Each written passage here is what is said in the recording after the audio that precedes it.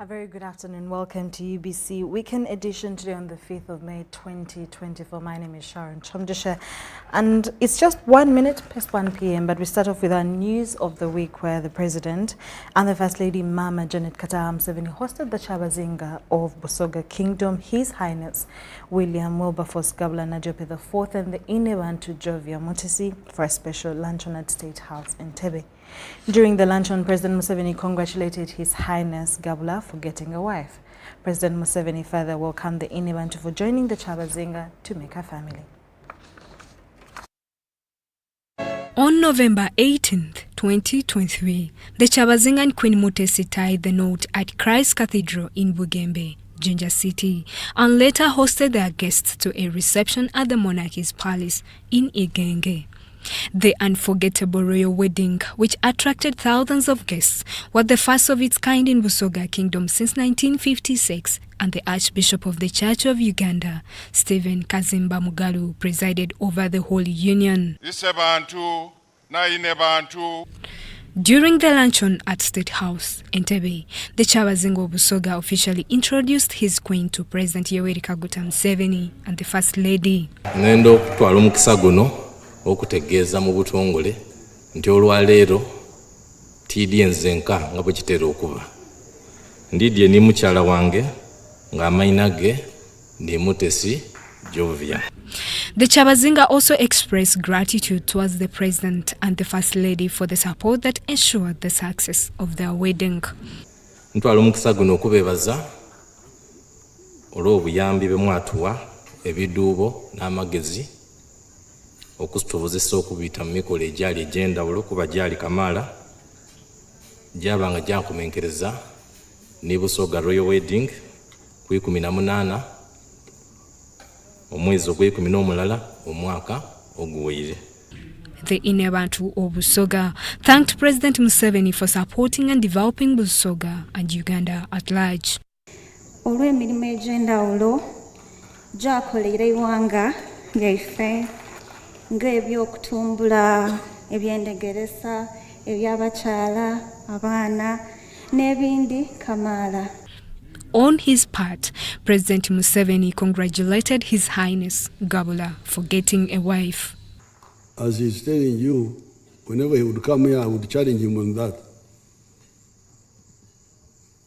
That with us, the African people, once you grow, you get a wife.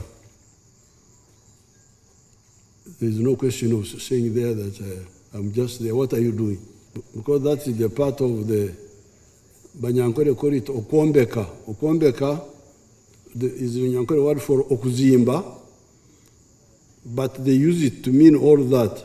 It's not only building the physical structure of the home, but the wife, the wealth, this is all Okombeka, Ayombechire. So I congratulate you, Your Highness, for getting your wife. The President and the First Lady gifted the couple with 100 cows. The Banyankore, when a child gets a wife, you don't just come in swinging arms that you are going to attend a wedding and all that. You bring something on your head. So I will give them 100 cows. The President also thanked God for keeping him around and enabling him to work with the 3 generations of the Gabulas. I thought I should start by thanking God for enabling me to work with 3 generations.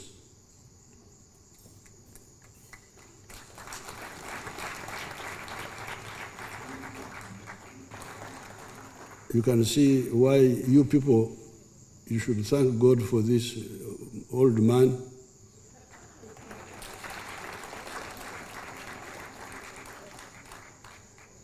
Whom God has kept around for all this time. And in spite of all the things went through. So when I was thinking about it, I said, if I don't thank God, God may think that this man is omusajja ono tasiima. So ekyo nkimaze siimye. Mama Janet Museveni congratulated the Kyabazinga of Busoga and the Inebantu upon their recent royal wedding. She also lauded the Inebantu for accepting to serve as the patron of the Nyende Redevelopment Initiative in Busoga. I love that word. Nanyinabantu, I call her Nyinabantu Nyankore. I want to salute her for graciously embracing the role of serving as a patron of the Nyendeire group in Busoga region. The Nyendeire Initiative is a community-based organization that my office and some movement young ladies, friends and colleagues of mine formed in 2015. It is focused on empowering women. The Katukiro Prime Minister of Busoga Kingdom, Dr. Joseph Muvawala, said they had visited the President and the First Lady to celebrate the royal union between the Kyabazinga and the Inebantu. Busoga has taken over the State House. The event was also attended by members of Parliament from Busoga Sub-Region, Busoga Kingdom ministers, and the family of Inebantu led by her father, Mr. Stanley Bayole, among other officials. Justine Nakami, UBC News.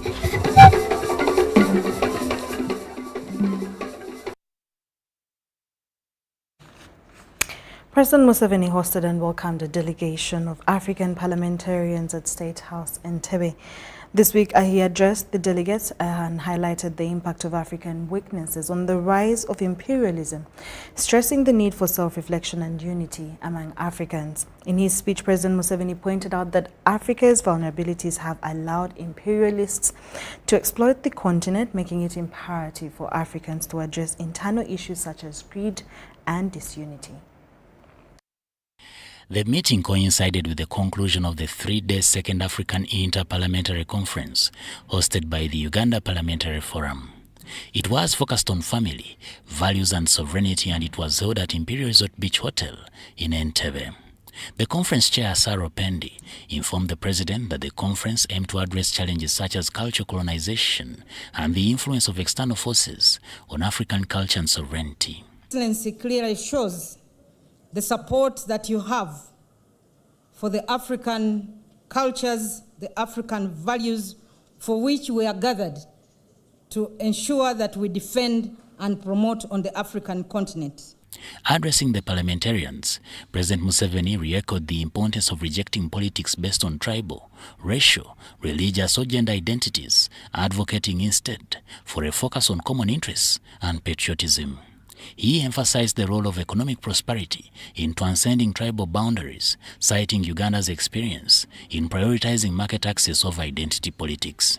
President Museveni highlighted the historical resilience of Africans in the face of external pressures, citing examples of resistance against colonialism.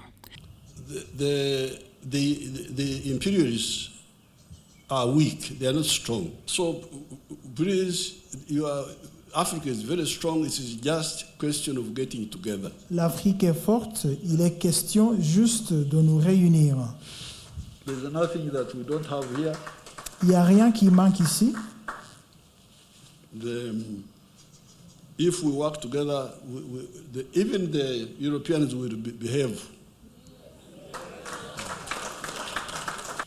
And as the man from Holland said, et comme l'a dit le Hollandais, it is Africa to save the world. C'est à l'Afrique de sauver le monde. I have already seen it in the churches. The churches of Uganda here, the Church of Uganda, for instance, they refused to support Canterbury. Canterbury was promoting these homosexuals. On their part, the delegates expressed their solidarity with President Museveni's efforts to defend African values and sovereignty, calling for greater unity among African leaders in the face of external pressures. Your Excellency, it is with a deep sense of humility and gratitude that once again I stand before you to thank you so much for your commitment and to the values of holding the African culture, African family, African religion and tradition, and for being able to speak without any ambiguity on matters that matter most unto the African continent. They emphasized the need for transparency and collaboration in addressing challenges such as legislative treaties that undermine African interests. Moving on, the Deputy Speaker of Parliament, Thomas Tayebwa, has called the Ministry of Health to change strategy from elimination to eradication of malaria out of the country. Tayebwa made the remarks at a commemoration of World Malaria Day at Chibuku District and also advised the country to separate science from politics.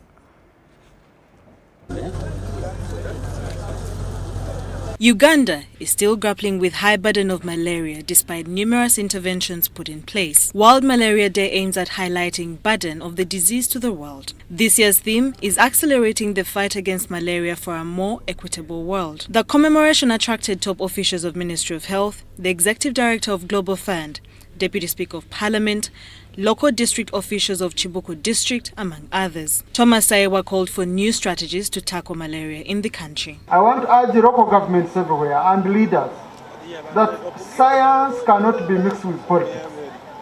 Politics should only come in to facilitate science to do its work. So the time we wasted arguing with the minister and all that, how many people did we lose? I hope now we run that when the scientists develop a strategy, we as leaders, we should only come in to support their efforts. Because science is not for debate. A counselor cannot be debating with a doctor on issues of health here. You can't. In the malaria vaccine this year. However, what we have been given will only cover 105 districts. Not all the 149, and we shall start with the high burden districts. It is given 4 times, and again I'm repeating that because many times when vaccines are given more than once, people don't turn up. Please turn up and get all the 4 doses. It is for the children under 5. The Executive Director of Global Fund, Peter Sands, expressed their commitment in funding the move to end malaria epidemic in the country, while the Permanent Secretary of Ministry of Health, Dr. Diana Twine, called for intensified research in the health field and community engagement. Over $1.1 billion to fighting malaria in Uganda. And in the current 3-year cycle, we're committed to investing another $267 million. This makes continue to leverage on the support of the partners, but we need to be more coordinated. That now the threat is real of malaria. We need to be coordinated. We need to do more research. We need to intensify to answer the questions that we cannot wait other people to answer these questions for us. The in-charge of Kibuku Health Center 4 noted that the facility registers high numbers of malaria and sickle cell anemia patients. One of the major cases we see here, and our service points need managing mostly malaria. And our positive rate here is about 70%, meaning out of the 100 patients who come and screen positive for a fever, they turn out to be having malaria. Zahara Abigaba compiled this report. Moving on, Deputy Speaker of Parliament Thomas Tayebwa has implored government ministries charged with designing projects to create only those which will help the NRM government achieve its 4 pillars of transitioning into a monetary economy.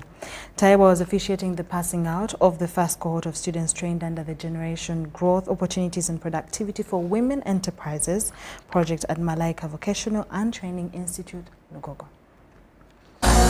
The Generating Growth Opportunities and Productivity for Women Enterprises GROW project is a government-funded project targeting women entrepreneurs struggling financially to support them with capital and skills to improve their businesses.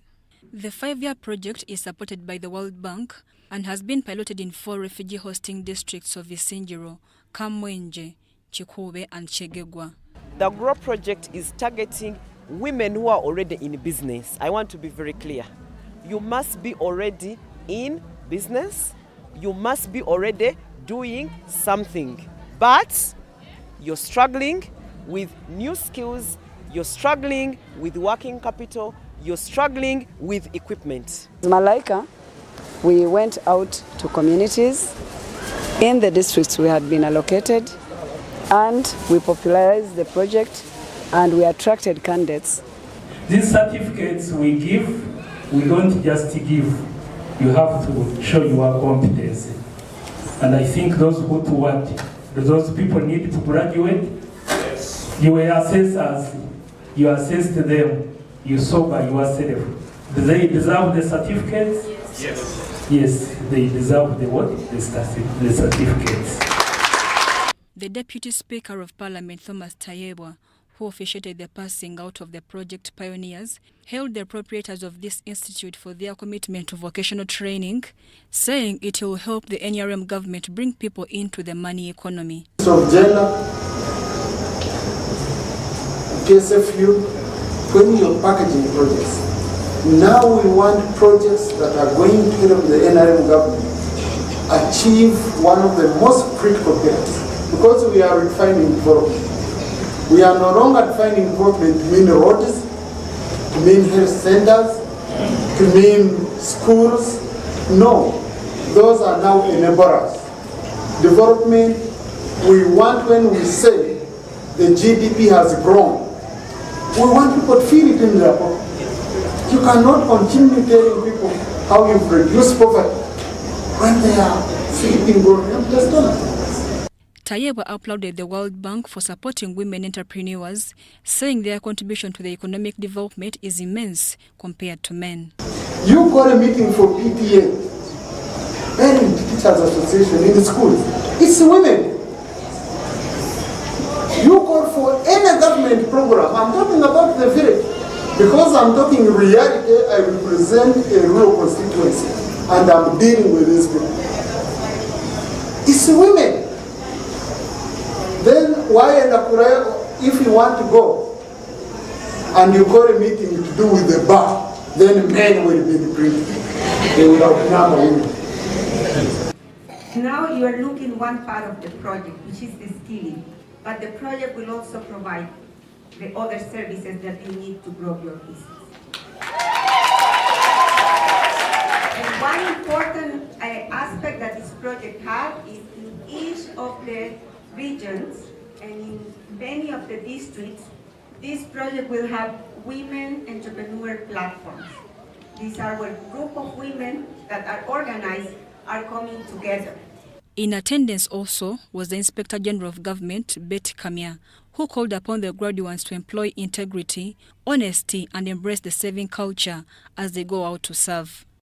What makes a person successful is integrity, is honesty, is hard work, is saving. Even if you have 5,000, please save 500. You will go far that way. Beneficiaries of this project applauded government for the support and promised to impact their communities. They also requested for more funds to acquire tools of trade. The certificates attained after this training have been certified by the Directorate of Industrial Training and are internationally recognized. Mary Namkose, Henry Muganga, UBC News. Still in the week, Minister of State for Works and Transport, Musa Treru, has confirmed closure of Kuma Bridge to heavy motor vehicles, including lorries, trailers and buses. Mr. Treru says that this will take effect from Monday, which is tomorrow next week, allowing only motor vehicles carrying less than 28 passengers. And as we hear in the following story, the move is aimed at facilitating repairs following an assessment by Uganda National Roads Authority that reported and confirmed cracks on the concrete. After a series of consultations from engineers, it has been decided that Kuma Bridge be closed to heavy motor vehicles. Tomorrow there will be extreme regulated movement. And then work should start immediately. The bridge will only handle passenger vehicles not exceeding 28 seating capacity. I'm going to share this with my seniors so that we will not allow bureaucracy to come into this. This after the assessment by technocrats ascertained the need to have the bridge repaired. So far tuwano wenyini wetuyimiridde twasanze nga waliwo bearings ezisobozesa kusitula bridge wano nga kuliko enkyamu kaŋŋambe nti tezikyasobola bulungi kusitula loads oba emmotoka zino ziyitako. The heavy load vehicles will have to use the alternative route that passes through Luwero, Kafu, Masindi, Para in Makshon Falls National Park to connect to West Nile and northern Uganda. Told they have the capacity to fix what has gone wrong here. So those people will be directed to start work. The technicalities will be handled retrospectively. The steel and concrete bridge has been broken at the time Government of Uganda and the Japanese International Cooperation Agency, JICA, are in plans to construct a new bridge after 2026. We're still analyzing. We haven't yet concluded actually. This will replace the old one that was constructed in 1963. Travelers to Lira are also advised to use the eastern route connecting via Nakalema in Iganga through Tirinyi, Palisa, all the way through Soroti. Tanaba Kenneth has reported for UBC.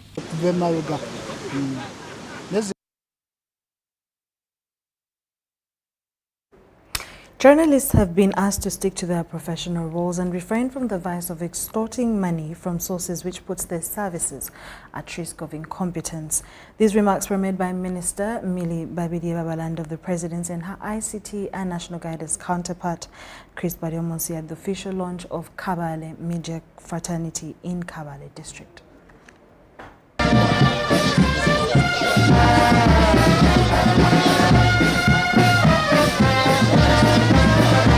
Which constituted of Minister for Presidency Millie Babidi-Babalanda, the Minister of ICT and National Guidance Dr. Chris Bariomonsi, officers from the police hierarchy of Kigezi region, and the day's celebrants, the journalists.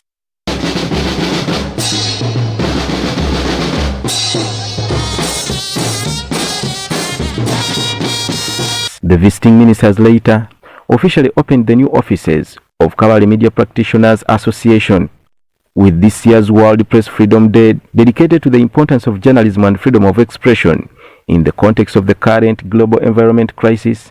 The two ministers partook the tree planting activity at Kabale Municipal Council.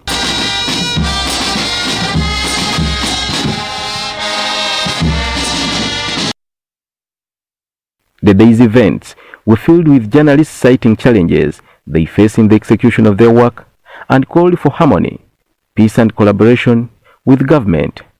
It's a very important day that we are here to celebrate in Kigezi and for the whole of the country because it's a recognition of the critical role that media plays in a society, but also the theme of environmental protection rhythms so well with the challenges that are caused by environmental degradation.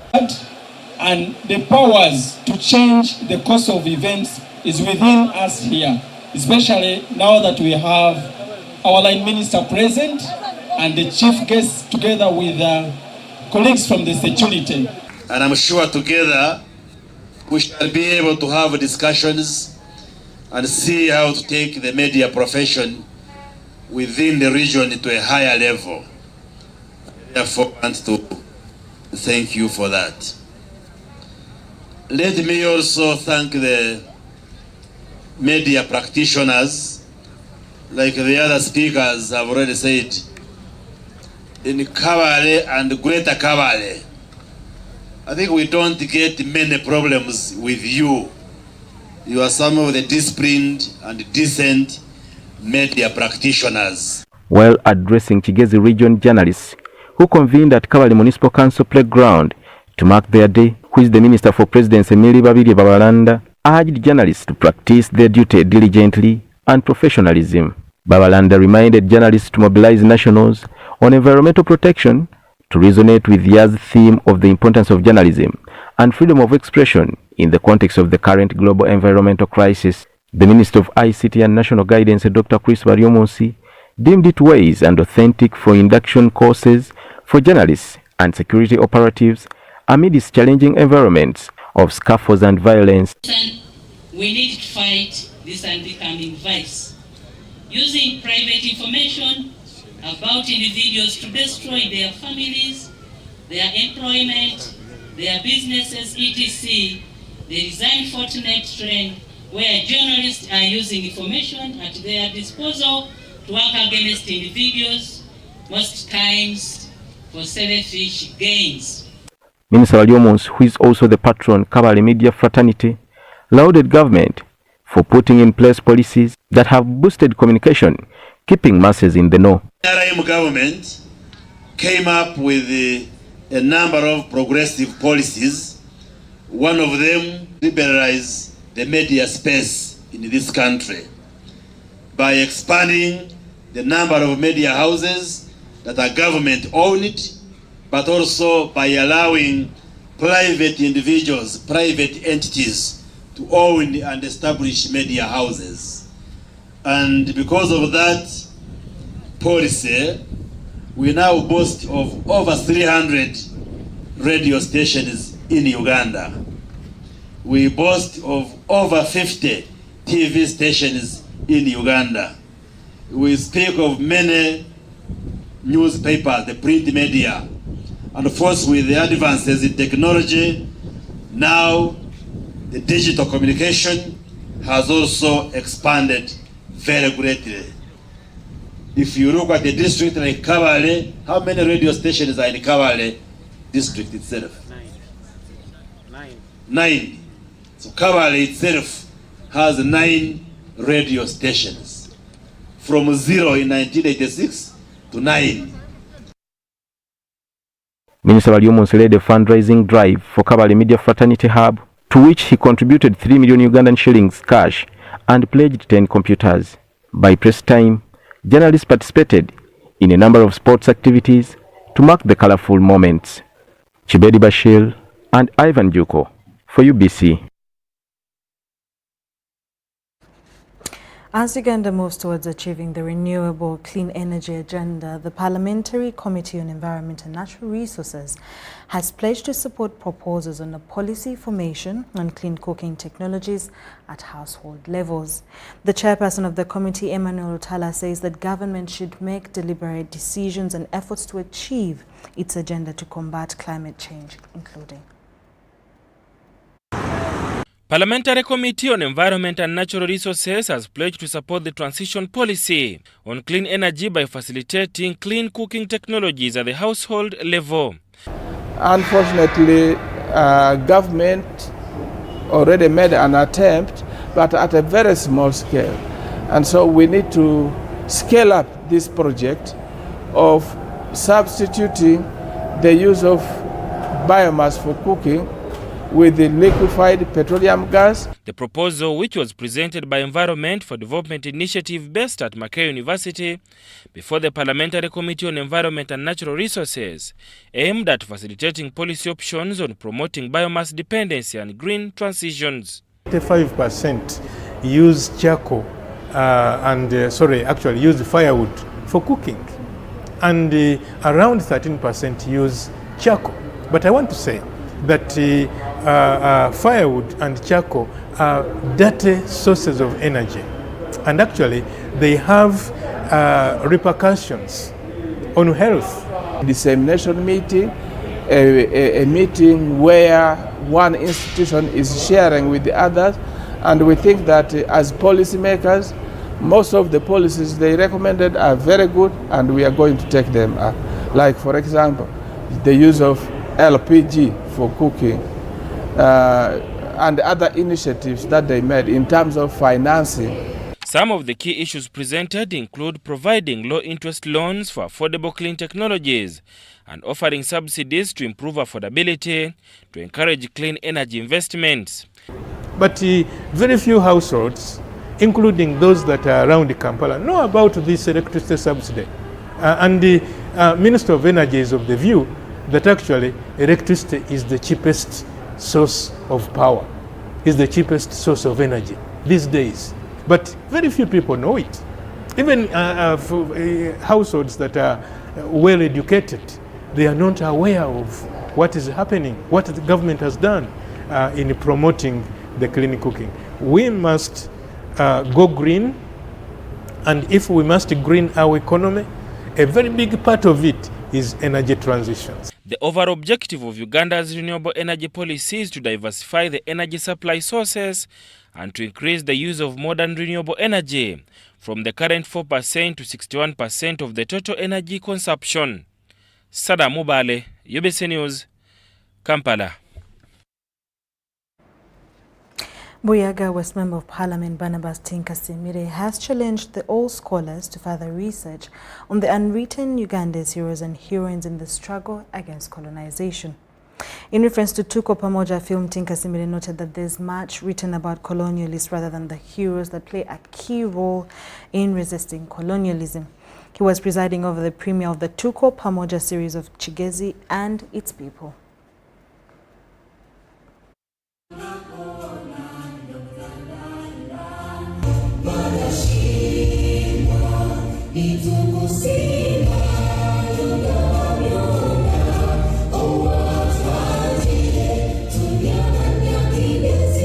On Kabalega's story, we realized we can't talk about Kabalega without Mwanga, without Chifa Witch. And that's what we knew because that's what we were taught in school. The history touches on those and as resistors. And from their history you realize actually Ugandans are one, because at that time they were relating together, fighting together. You imagine Mwanga and Kabalega are arrested in Kangai, being defended by the people of Lango, being supported by the Acholi, the Kumam, almost all the people in northern Uganda, including people from West Nile. Go and watch these films by Dr. Cindy Magara. Dr. Cindy Magara, such that we understand our own history and we can be able to tell it much better than the Europeans. Because what the Europeans are carrying are distorted, distorted history. People talk negatively about the Pygmies.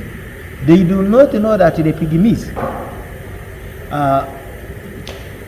were skilled in military warfare. Military warfare, called the Pygmies called it the Batwa, both in Rwanda and those ones who happen to be in Chisoro in the cavalry, and even in other places like in Congo and in Kenya. The Pygmies are in Kenya. But because of the history written about them by the white man, people think they are inferior.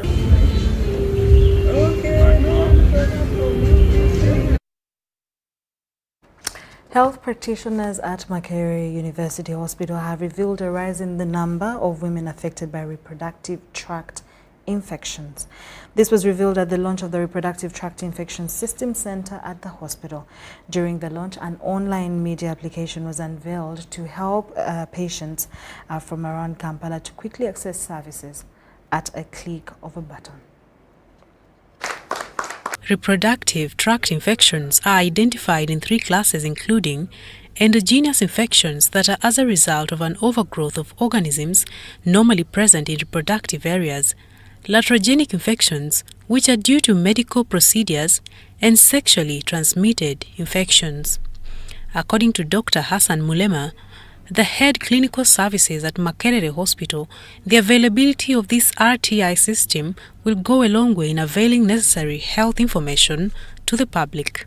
Then from there we had to develop a video that describes the RTIs, how they are spread, how they can be prevented, and how they can be managed and it's what we are going to print right away. Unfortunately, much of the data is not used, but in this digital era, Malaria University is leading in the use of data. And it is only data that is going to tell us more information.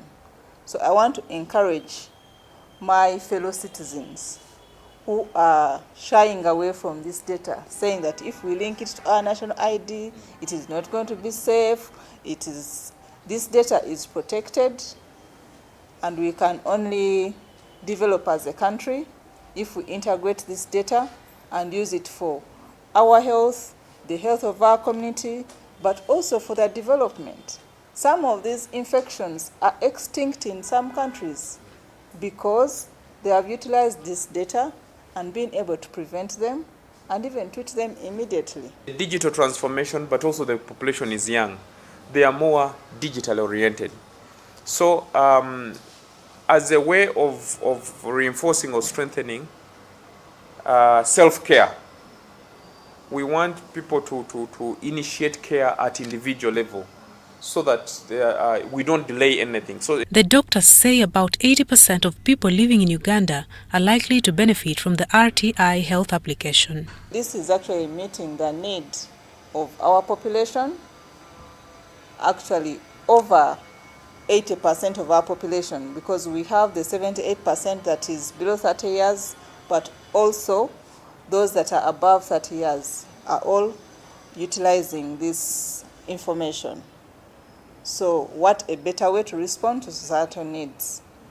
It was noted that reproductive tract infections are very common among Ugandans, although only a small percentage care enough to know the causes. We usually note that reproductive tract infections are not well understood, but also are a problem in the public. So it was just that background that made us write a concept that was shared with MACRIF. The MACRIF is Malaria Research and Innovation Fund, the funding that is given by government of Uganda to support research that is done at Malaria University. The Malaria University Hospital's Reproductive Tract Infections app will be available for use to anyone who can access an Android smartphone. Mario Nawori for UBC.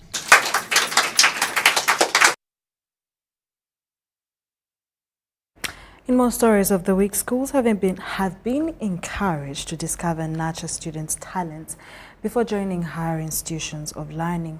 Clever Schools Principal Mugwanya Christopher says that modern technology has changed current learning dynamics, hence talent will become the next escape route since it's considered a part of entertainment. He was addressing students during their annual music, dance and drama competitions.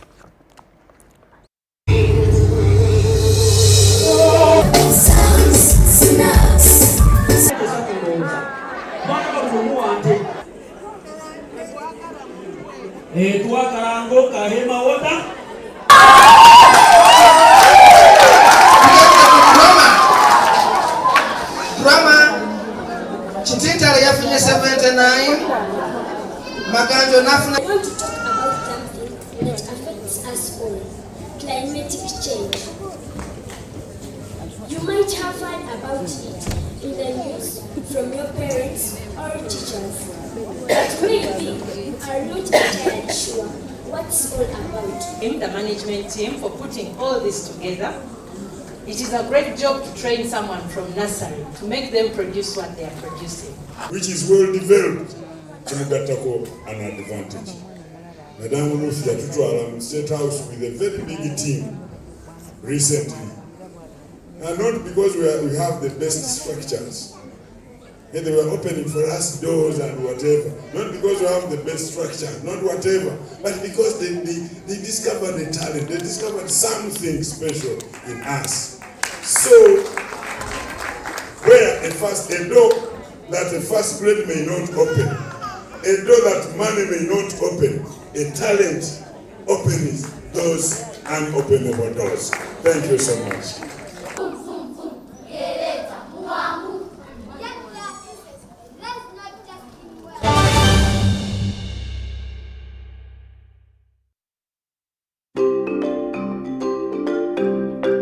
Fellow countrymen and women, especially the Bazukuru, As we work towards realizing Uganda's Vision 2040, it is important that we plan based on accurate information about our people and our resources.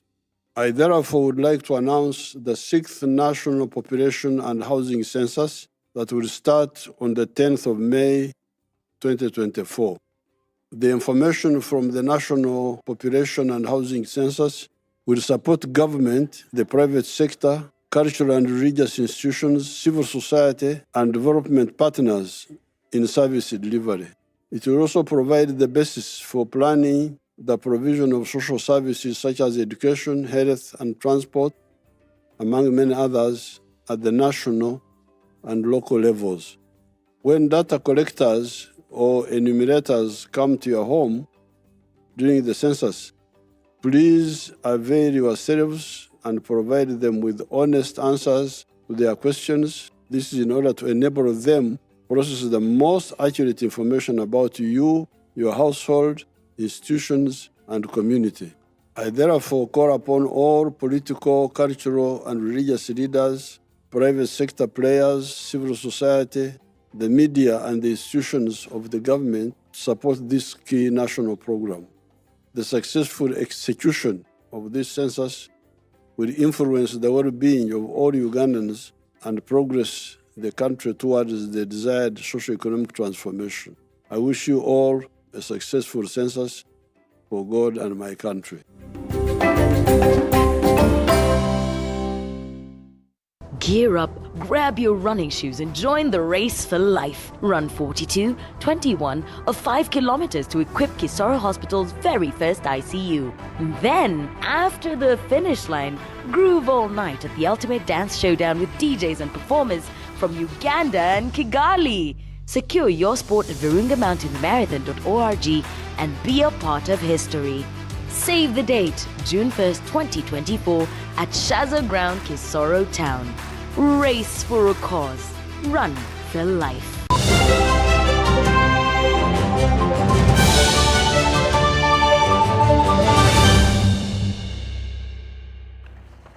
Welcome back from that short commercial break. Now, Minister of State for Agriculture in charge of crop production, retired Fred Bueno Chakulaga, has cautioned actors in the tea value chain to be mindful about quality as it's the underlying factor affecting export of tea, as government seeks a lasting solution to the deteriorating prices of the cash crop. This was during an engagement organized by the East African Tea Trade Association aimed at soliciting support to the Uganda tea industry in their current crisis. Tea has for long been a cornerstone of the Ugandan economy, covering 50,000 hectares of land and providing livelihoods to 66,000 farmers across the country and making it the 5th highest export commodity of the country. However, beneath the picturesque landscapes lies a brewing crisis that threatens to shake the foundation of the industry for 2 years now. This has caused alarm from the Uganda Tea Association to their mother umbrella body to respond to their crisis. So we thought intervention from our neighbors, East Africa Tea Trade Association, to come and give us an insight on how we can address the issues. We discussed exhaustively the issues, and I am happy that now everyone understands. It is a crisis that is spread the world over and affecting all tea growing countries. But Uganda problem is a little bit unique because it is mainly based on the quality of their final product, which is not matching the quality of the final product from the neighboring countries. Primarily Sudan. Sudan has been a critical player within the Uganda sector. From May last year is when we started seeing the prices of Uganda tea is coming down sharply. And that is attributable to the fact that Sudan went into war. So it's an economy which is under distress at the moment. Minister of State for Agriculture, Fred Bueno Chakulaga, reiterated government's commitment to implementing policies that promote investment, improve access to credit and market information, and enhance the overall competitiveness of Ugandan tea. The tea producers of Uganda have requested for a bailout, a cash bailout, so that they can meet some of the immediate challenges that can help to unblock the tea trade in Uganda. And the government is looking into this request. And the detail is that we hope to help them, to help the tea producers through the agriculture credit finance. The ongoing crisis in Uganda's tea industry is attributed to a combination of factors, including quality, fluctuating global demand, and increased competition from other tea-producing nations, which exert pressure on Ugandan farmers. However, there is hope that if Uganda improves on the quality of her tea, there will be a ready market. It is very important to note that 70% of the factors that have resulted into this tea crisis arise out of the tea leaf itself. And when I talk about this, I mean that the farmer is a big stakeholder in solving the tea crisis, because matters of quality are in the hands of the tea producer. If the issue of quality is settled, then I believe the issue of market will be settled, yes. There is a lot of demand for good quality teas, and this can actually be demonstrated by the disparity in prices between the better quality teas and the poorer quality teas. Amidst the challenges ahead, there is optimism that with strategic interventions and collective action, Uganda's tea industry can overcome its current crisis and once again flourish. The actors further seek to meet President Yoweri Museveni to have an in-depth discussion on solving the problem at hand. Mary Namkose, UBC News. MTN Moment kutusa live in concert kujahazi PM Nyonyo mu hip hop kuna rubale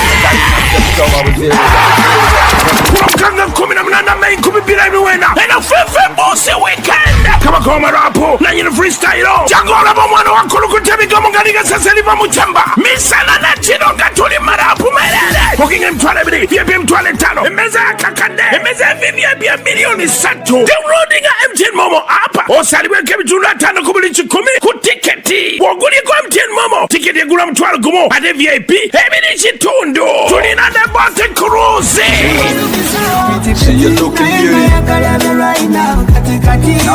Itedwa mu Center MC MTN Momo Givo establishment the angry management.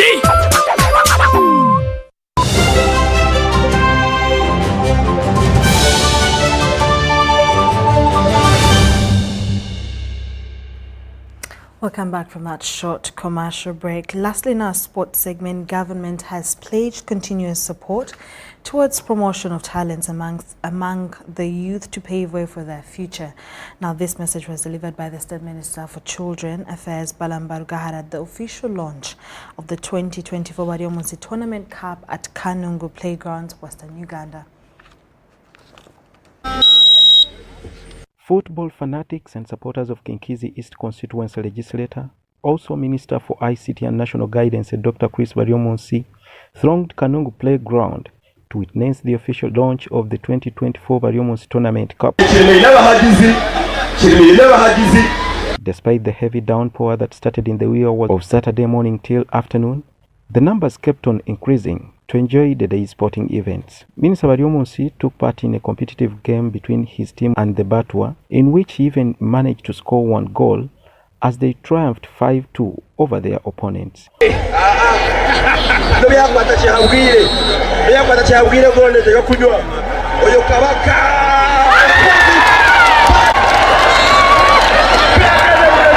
While officiating the tournament cup, State Minister for Youth and Children Affairs Dr. Balamba Rugahara pledged government support and funding towards empowering youth through promotion of talents. Pass a message, or to pass all the government messages to the young people through sports.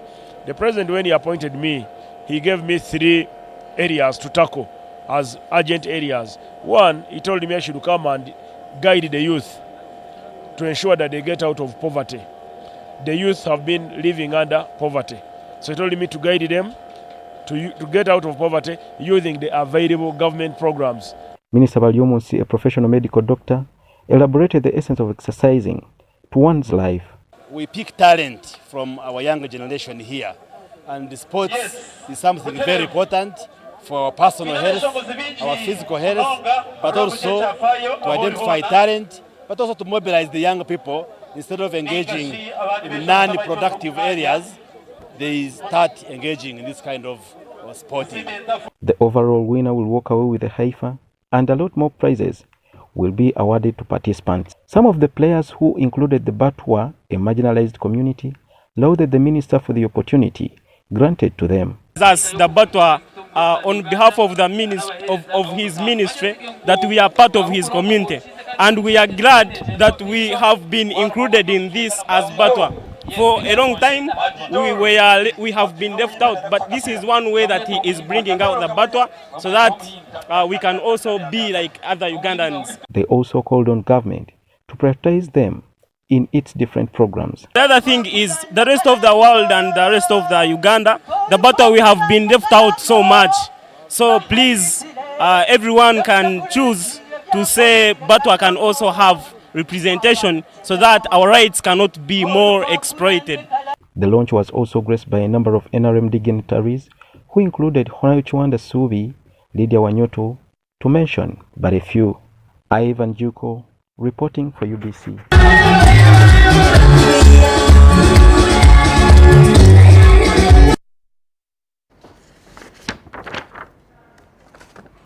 Now, match day 21 of the BetPower Futsal Super League saw Chisenyi FC and Lubaga Graymen record victories as they target the second place on the table for an automatic qualification for this year's Super Cup against Park FC. Take a look. The second place automatic slot for the Super Cup is up for grabs with 1 week left in the 2023-24 BetPower Futsal Super League. Lubaga Graymen, who are in the third position, are chasing Chisenyi FC in second as both teams recorded victories. Chisenyi FC beat Adenel FC by 9-2 at the Old Kampala Futsal Arena. We have one more game to go, which will lead us to the Super Cup final. And yes, it's not an easy game. We are playing against our fellow competitors, the Zero FC. It's not going to be easy, but our eyes on the prize. Our major aim is to win the trophy in the upcoming Super Cup. We just want to finish the season at a high, second position, and we see what comes next. Lubaga Graymen's Michael Lubowa, who is chasing the Golden Boot this season, scored an impressive 8 goals against Kawempe FC as his side beat them by 9-6.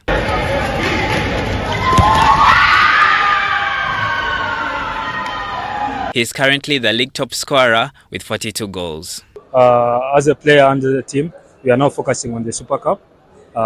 In our last fixture, we are playing Edgars, and we are hopeful that maybe Chisenyi, they lose their game, so that we take on the lead into the second position, so that we may play the table leaders Park in the Super Cup. And about the Golden Boot race, just give the glory back to God, because so far the goals I've scored, it has been God. I never expected to be here. I never expected to score all those goals, but it has been God. So I give back the glory to God. So I'm hopeful that in the next fixture, my last game, I may score as much as I can to take the boot.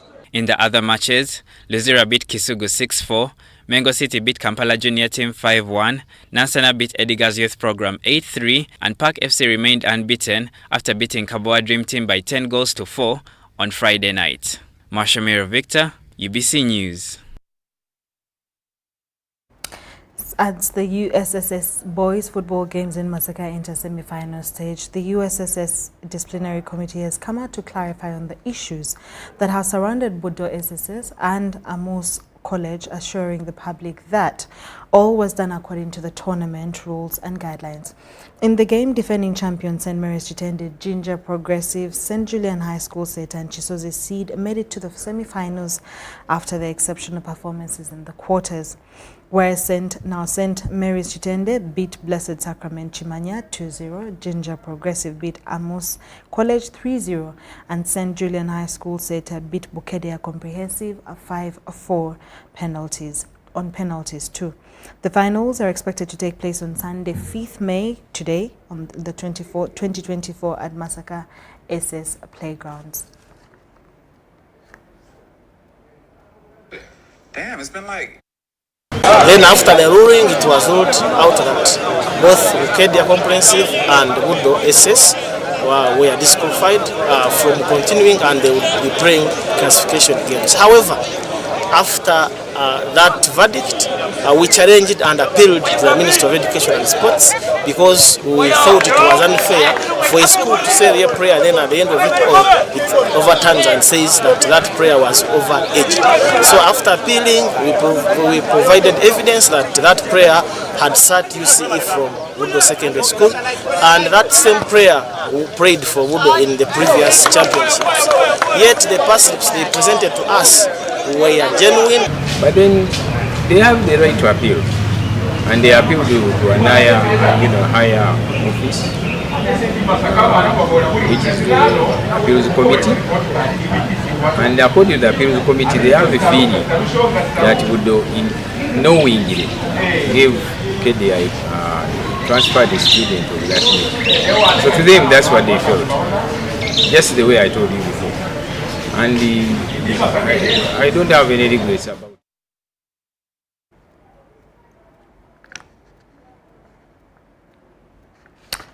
Now, the 10th edition of the National Vocational Schools Games and Sports Association Championship has kicked off at Boa Community Technical Vocational School in Luweero District. Take a look as Mike reports. 54 athletes from 34 institutions have converged at Boa Community Technical Vocational School in Luweero District for the National Vocational Games. It was opened by Ministry of Education and Sports Commissioner Reverend Dr. Duncan Mugumya, who cautioned local government that divert sports and games money. He spoke benefits of sports and games and advised inclusivity by interesting students with special needs. When you do proper accountability, it helps us to look for more, because it would have been, there should be value for money. On the occasion of its first ever hosting of these games, Boa Community Vocational School Principal Rukia Kabatesi is elated by the composition of teams. She, however, cited challenges like lack of equipment that can be addressed by increased government funding. Widen your social network and the knowledge of your country as we promote a healthy body. We need to realize that there is HIV/AIDS, which has no cure and life has no spare. Therefore, we urge you to take care. In 4 regions, now they talk of 5 regions, but very strong and broad. And we have now over 30 institutions. A number of sports and games, including athletics, have been identified in this year's edition. Namasale Vocational School started strongly in athletics, winning the 3,000-meter race and added the 400-meter women's crown, while in the vocational school triumphed in the men's 400 meters.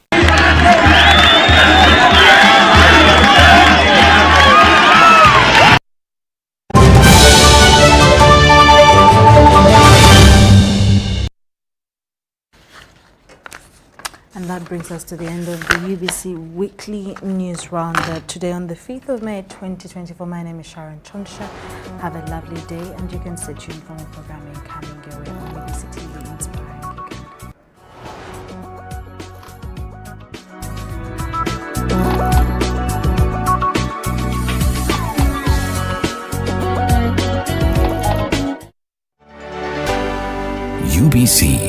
Inspiring Uganda. UBC Inspiring Uganda. UBC is the national public broadcaster. We educate, inform, entertain, and inspire our audiences. You can watch